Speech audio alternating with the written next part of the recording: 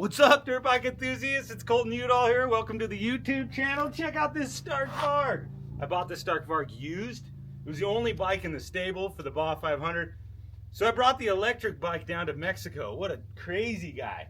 Anyways, I had fun riding it. It's got a unique capability. It's an amazing motorcycle. If you guys want to know all my thoughts on the Stark Varg, click on, I'll leave a different video link for you guys to click on and check out the Stark Varg and my thoughts. Wait. The real king of Baja is the CRF 450X. In this video, Baja 500 recap video, is brought to you by CRFs Only. Thanks CRFs Only for providing the coverage for the Baja 500, Baja Bound Insurance, AHM Factory Services, Champion Adventures. Really stoked. So let's get right into it. The Baja 500 was dominated by the 7X team, SLR Honda. Tyler Len rode perfectly like a well-oiled machine, opened up a 10-minute lead on his competitors in the morning, and the team managed it throughout the rest of the race. It was quite a showing of dominance. Now, did 1X, the champs from last year, show a lot of promising speed? Yes, they did. They matched the speed of 7X throughout the race, but not in the morning. And some of those things that happen in the morning are due to dust, due to the early morning start.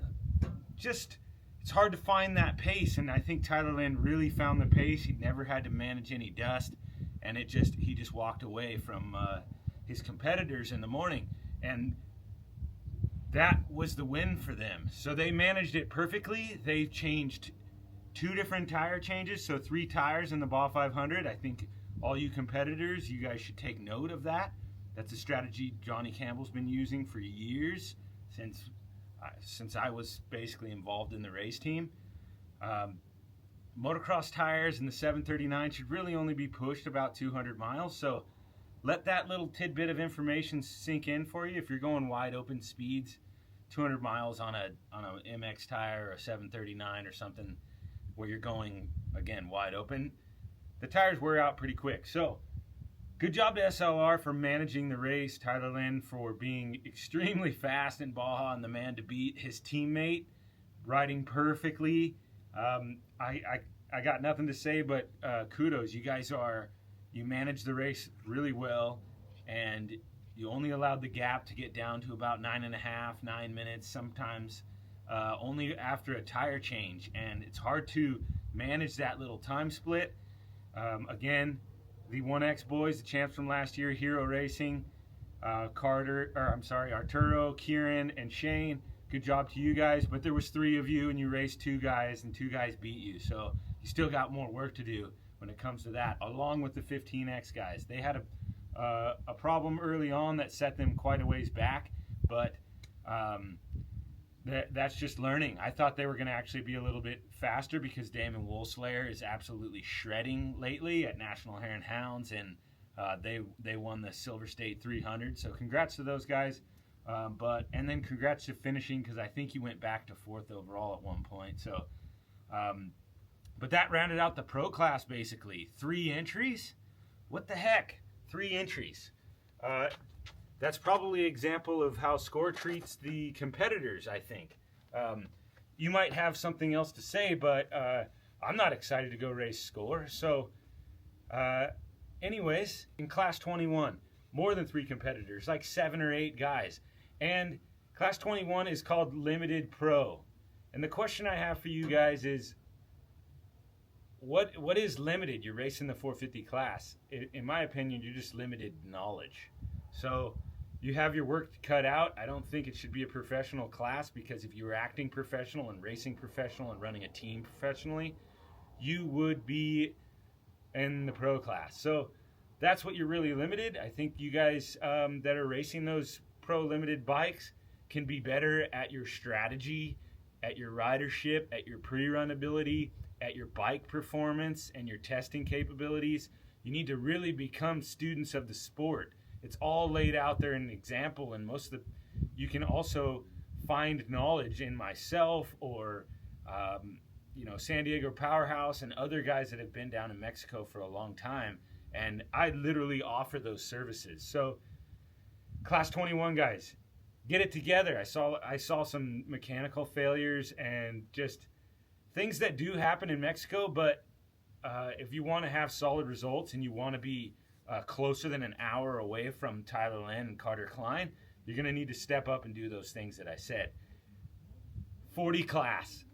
Shane Esposito is a perfect example of what all you guys need to be doing. You need to be riding in Mexico more. Shane Esposito rides all the time in Mexico, and he rides straight into the top 5 speed. I'm pretty sure they were 3rd overall for a while. If the guy rode the whole race by himself, he probably would have been competitive in 3rd because of the amount of time he puts on in the morning. So a super solid, much respect to the 40 guys for being 4th overall. 308X, winning class 30. That was pretty rad. I think that I might be a little wrong on the 4th overall, but I'm pretty sure class 40 got 4th overall. Anyways, 308X, good job for showing up to testing and taking advantage of AHM's testing. AHM paid to have me down there for the teams that represent AHM suspension, that use AHM suspension, and all 4 teams that showed up had a good feeling and experience in the race, I would say.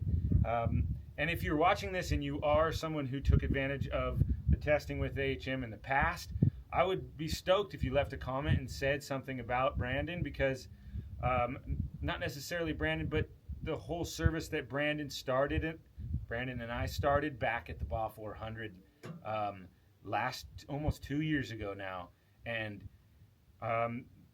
time flies, actually. But anyways, AHM will do your suspension. It'll be dialed for Baja, and they want to provide a setup so when you enter into the race, you're really happy. And that's the edge that you Class 21 guys need. 308X took advantage of it. They won.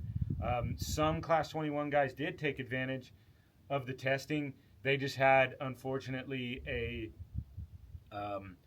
sprocket failure, which is just a shame. I think that kind of thing really is a bummer, mechanical stuff. But again, it can happen, but if you're extra thorough in your prep, all those big time things won't happen. So, meaning like you won't lose a bunch of time mechanically. 308X, like I said, good job. 325X showed up to a test just randomly, just because they saw me, and it was really cool to kind of see what they were doing with their bike and try to help them in a different way. I think they got 2nd in their class, 325X in the class 30 team.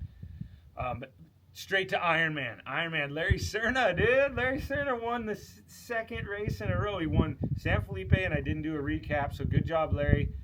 It was a really cool battle to see you and Austin Eddy battle it out to 250. And then kind of a come from behind, lucky with the VCP issue, win at the Baja 500. But Ironman is about racing all the miles, and you put in all the miles, and you did it the best as far as not missing VCPs, and I know exactly how that is. VCPs hurt. 790X, way to manage your race also. Just got to clean up the pre-running and not miss the VCPs like I have. So cool. But the Ironman class was even down. Usually, there was 12 guys at San Felipe or more, maybe 10, and then this was now it was 4 Ironman at the Baja 500, and there's no real reason other than maybe it was going to be hot, but this race seemed to be pretty nice, I would say, starting early in the morning. I don't like the start early in the morning.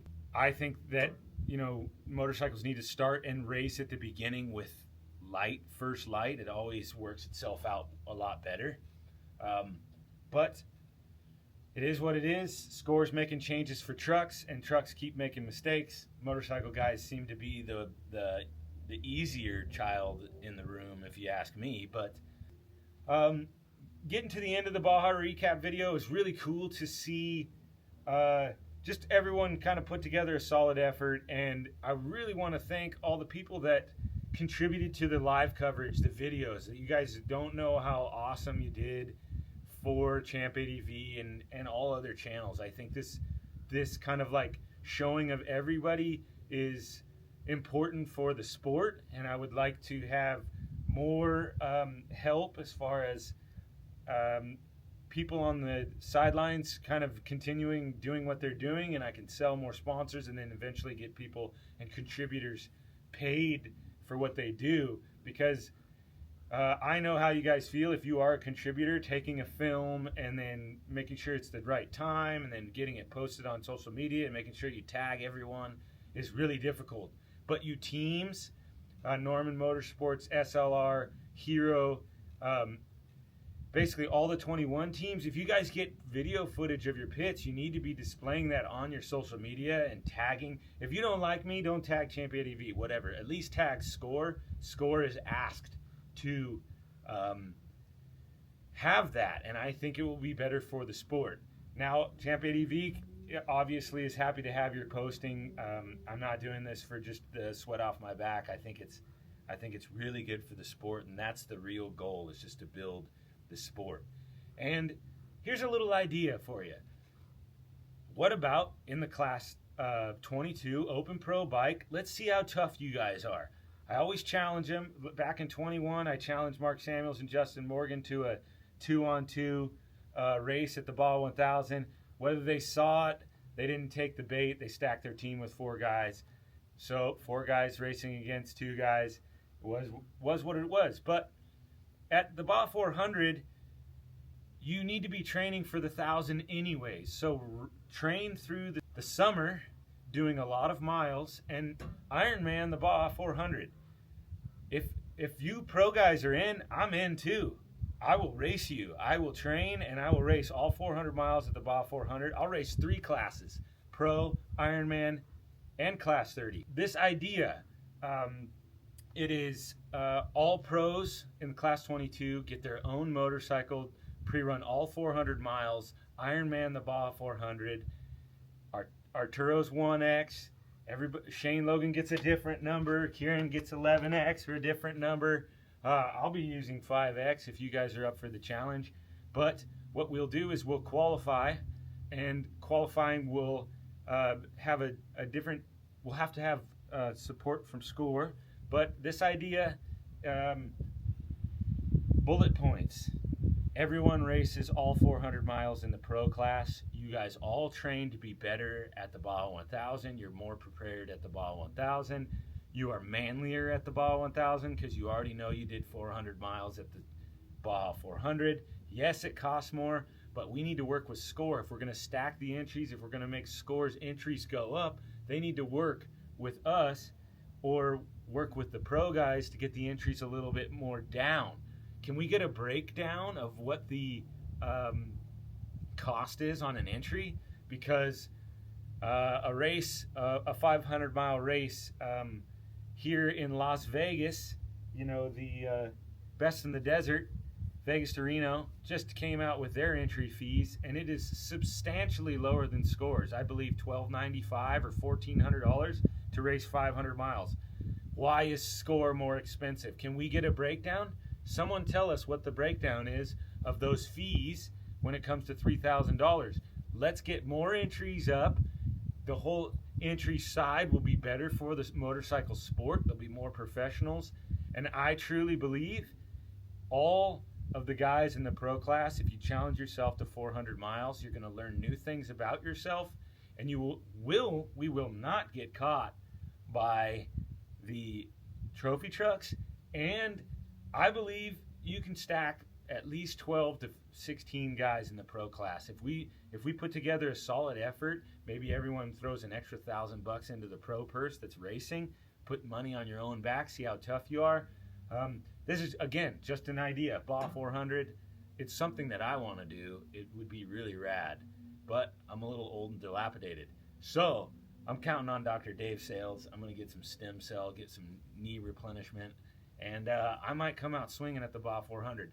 But I need the opinion of others. I need the people that are watching this video to share your opinion. I need some interaction. I need you guys to be like, yeah, that would be really cool, or no, you're crazy, Colton. So I think there's an opportunity for qualifying. I think the Score Social media people are doing an excellent job for the motorcycles. And if the motorcycles posted more about themselves and tagged more, Score would accept the collaboration. The man behind the social media has told me that personally. So let that be a lesson. Constantly tag and constantly collaborate with Score in all your pre-run videos, because it's just going to go farther. I see it when it comes to my videos. When I collab with Score, we get more views, and I believe that the Score viewership really does appreciate the motorcycles. They just don't appreciate it and as much as the trucks. And when the trucks are displayed, you just get squashed a little bit. But let's start on Monday qualifying for the pro class. And if all you guys want to qualify in class 21 and Ironman and blah, blah, blah, just enter the pro Ironman race. And then you get to qualify. And then the field is stacked just like the trophy truck class. And the real men show. Let's see what you top dogs got. Let's see what Carter Klein's got. You got 400 miles in you. I think you've done a few rallies with way more than that. But, you know, I'd love the challenge. I think it would be awesome. I think the people around me wouldn't be very happy, but that I went back to, school racing. So, anyways, I think that's the end of my video. I want to thank you guys for following. We all know the Honda CRF 450X is the king of Baja. Congratulations to SLR again. I just think it's you guys are setting the bar. It's extremely hard to beat you, and the only way someone's going to beat you really is, these guys get either more money and put it together, or they start really training. And yeah, thanks to Baja Bound Insurance. I really appreciate Baja Bound Insurance. CRF's only.